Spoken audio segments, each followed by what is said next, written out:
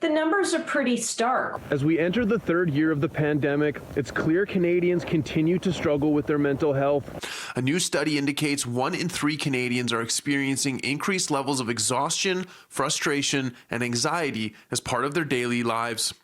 The study done by the Angus Reid Institute showed an increase in mental health issues for 36%, or 1 in 3 people surveyed, with 1/3 of people reporting depression and anxiety as a major problem in their social circles. It doesn't surprise me. Corey McKenzie, professor of clinical psychology at the University of Manitoba, says pre-pandemic, around 1 in 5 Canadians were suffering from mental health problems. However, with no clear end to the pandemic in sight, McKenzie says that number is increasing and more people are experiencing issues like anxiety. Really, anxiety is a future-focused emotion. It has to do with kind of our thoughts of our ability to cope with things in the future. There's so much uncertainty within the pandemic and uncertainty about when this is going to end and are the vaccines going to do the trick.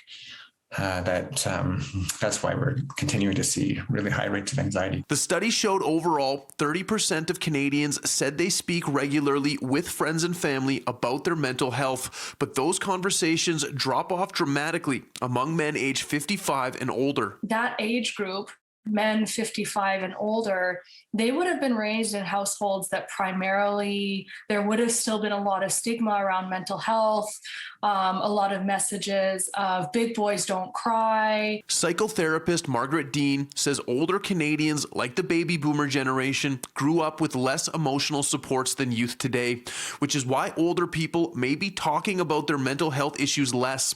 Interestingly, Dean points out in the data, anxiety is almost twice as prevalent among younger Canadians.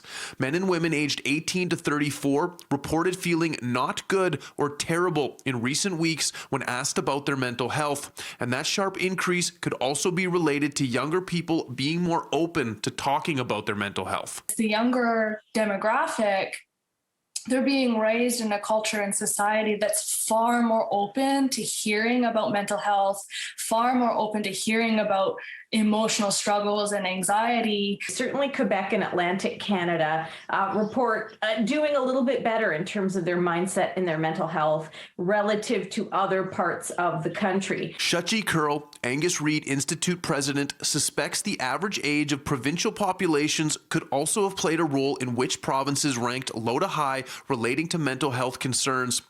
People living in Ontario, Saskatchewan, and Manitoba are most likely to be dealing with poor pandemic-related mental health and are statistically far younger than populations in Quebec, Newfoundland and Labrador, New Brunswick, Nova Scotia, and PEI, who appear to be doing the best.